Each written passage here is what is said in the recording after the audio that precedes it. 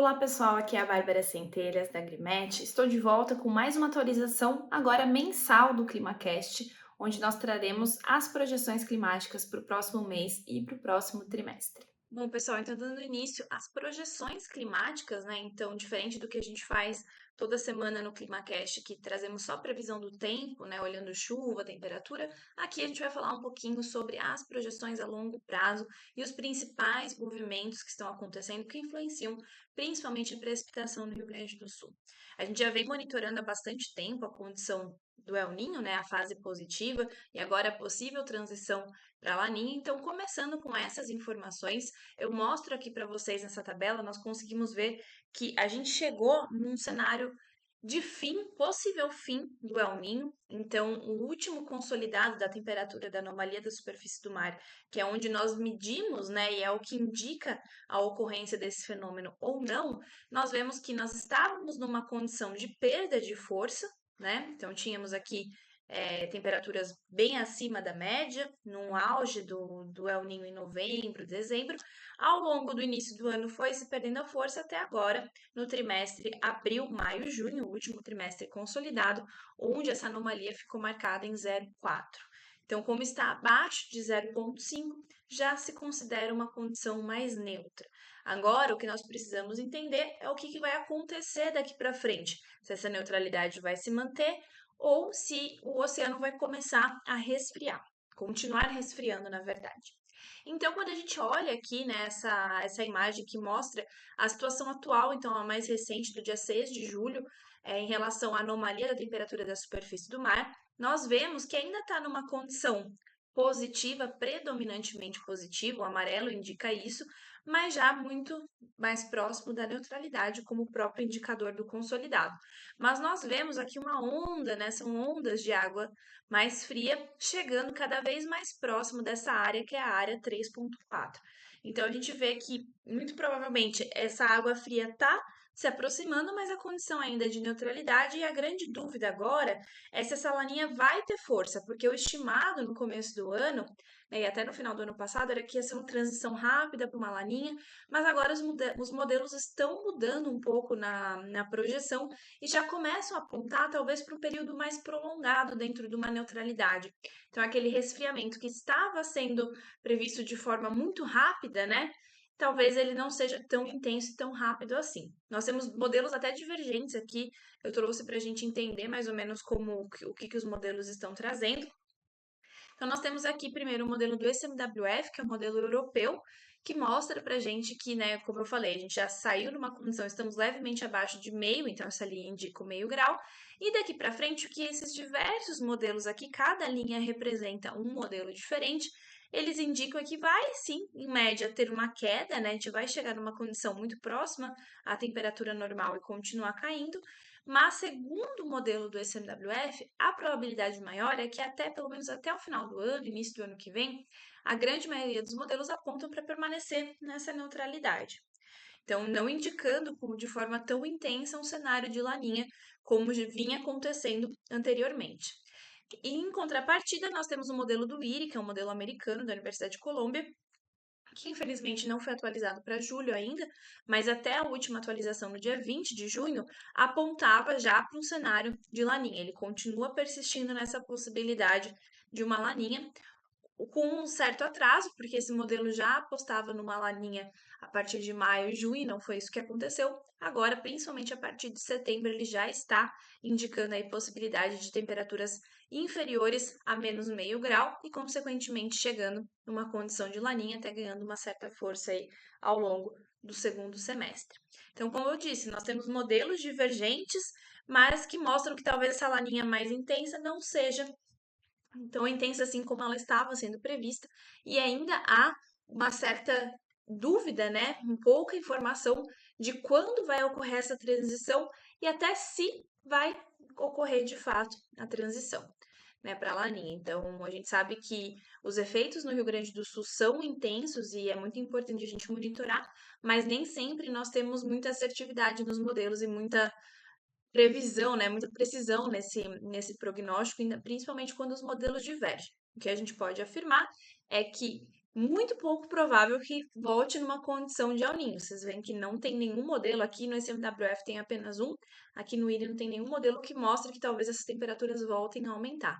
Então, a grande dúvida está, de fato, entre neutralidade e uma condição de laninha, tá? Lembrando que a condição de neutralidade no Rio Grande do Sul já representa um pouco mais de seca do que anos de El Niño, que, em contrapartida, são chuvas muito intensas, tá? Bom, vamos continuar monitorando, né? Cada atualização que tem, nós trazemos novas informações e vamos vendo as tendências que vão se formando ao longo aí dos próximos meses. Mas também vamos olhar aqui como que está a projeção das variáveis climáticas em específico, começando pela precipitação, pela chuva. Então, aqui no mapa da esquerda eu mostro para vocês, só para vocês terem uma referência, o que, que é esperado em termos de volume de chuva para o mês de julho. Então, o mês de julho é um mês considerado chuvoso, é uma das regiões, né? O extremo sul, então, o Rio Grande do Sul, o extremo norte e o extremo leste do país, o leste do nordeste do país, são as regiões que têm os maiores volumes de chuva acumulado nesse mês. Em termos de climatologia, né? A média histórica dos últimos 30 anos. Então, o Rio Grande do Sul tem um volume que oscila de 100 a 180, 220 milímetros no mês, principalmente as regiões mais em verde escuro aqui no nordeste do estado podem ter volumes maiores do que, por exemplo, o extremo oeste, que aí já é um volume um pouco menor, tá? Mas é um período chuvoso ainda no mês e a gente tem visto, né, várias frentes atuando. A gente vai falar um pouquinho sobre previsão do tempo mais no final. E o que que os modelos estão prevendo para esse mês de julho? Então, esse volume é o esperado. O que está sendo previsto? Então, a previsão traz principalmente nessas áreas aqui em cinza, cenários de chuva dentro do esperado. Então, se o esperado é uma chuva de 140 a 180 milímetros, nessas regiões em cinza, o que se espera é uma chuva mais ou menos dentro desse parâmetro. Nas regiões mais alaranjadas, a gente tem um prognóstico de chuvas levemente abaixo do normal. Nessa escala aqui, essa anomalia que nós chamamos pode variar de menos 10 a menos 50. E nessas regiões que são pequenas, mas existem aqui no estado, em azul, indicam anomalias positivas, também chuvas acima dessa média aqui que já nós estamos considerando, que podem variar de 10 a 50 milímetros acima da média, tá? E quando nós olhamos isso no contexto mensal, tá? O mês de julho. E quando nós olhamos no contexto trimestral, tá? Então, o que a gente vê de previsão? Agora, o que está sendo total previsto, né? A gente tem volumes aqui oscilando para os próximos 3 meses de 200 milímetros até 600, né? Então, tem bastante variação do extremo oeste e o nordeste do estado. Os maiores volumes ficando aqui nessa região nordeste, pegando Serra Gaúcha, divisa aqui com Santa Catarina, que oscila aí de 500 a 600 milímetros, tá? E isso, de forma geral, representa um cenário onde nós temos os maiores volumes, cenário de anomalia positiva, então está sendo previsto uma chuva no trimestre, julho, agosto, setembro, acima da média, no geral, e o restante do estado ficando predominantemente abaixo da média, tá? Então, isso já é um contexto agrupando 3 meses, diferente daqui que nós estávamos olhando apenas o mês de julho, tá? E agora, quando nós falamos de temperatura do ar, a temperatura média, tá?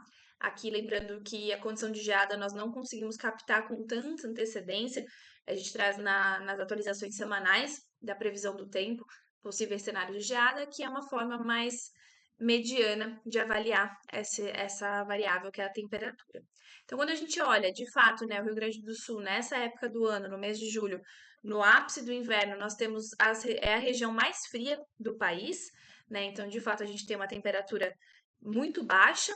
E quando a gente olha aqui a previsão, né, o prognóstico da anomalia da temperatura para o mês de julho, é uma expectativa de temperaturas dentro do esperado, né, dentro da normalidade, que a gente já sabe aí que a temperatura oscila entre 15, 16, 18 graus na média, tá? A gente tem tido aí alguns episódios de frio intenso, e só com exceção aqui do noroeste do estado, que pode ter temperaturas acima da média, oscilando aqui de 0,2 até mais ou menos 0,6, 1 grau acima da média. É uma das poucas regiões do país que fica num cenário aí dentro da normalidade, enquanto o país, grande parte, predomina anomalia positiva.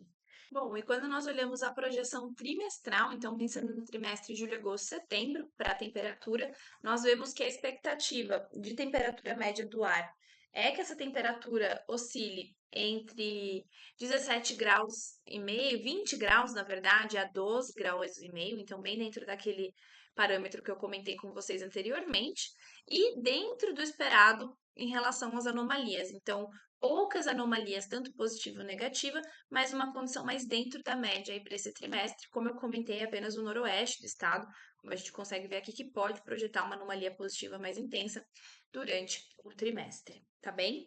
E para a gente fechar, vamos falar um pouquinho aqui sobre a previsão do tempo. O título está errado, mas só para vocês lembrarem, né, para a gente ter essa atualização, que normalmente a gente traz essa previsão do tempo. A gente tem aí previsão de chuva, principalmente para a faixa norte do estado, nos próximos dias, né? Então, pegando a sexta-feira e o final de semana. Os volumes não são muito intensos, tá? Esses volumes oscilam entre 5 milímetros em grande parte do estado, ou nada de chuva, e no extremo norte, principalmente no noroeste, esse volume pode chegar a 20 milímetros, principalmente aqui na sexta e também no sábado. No domingo, a gente já tem uma chuva mais intensa prevista no noroeste do estado, nordeste e noroeste, né? Então, noroeste do estado, que pode ser até um pouco mais intenso, chegando na casa dos 40 milímetros. E aí, na segunda-feira, a gente tem uma frente muito mais intensa atuando em grande parte de Santa Catarina, mas que também pode chegar em toda a faixa norte do estado, com chuvas aí superiores a 50, 60, 70 milímetros, a depender da região, e também volumes mais intensos em todo o estado, não nessa intensidade como no extremo norte, mas aí possibilidade de chuvas na casa dos 40, 30 milímetros, em grande parte do estado do Rio Grande do Sul, tá bem? Bom, pessoal, era isso que eu tinha para apresentar para vocês. Desejo a todos um excelente final de semana, um restinho de semana. E não se esqueçam de sempre acessar o Smartcopy para informações mais detalhadas de previsão do tempo. Até semana que vem!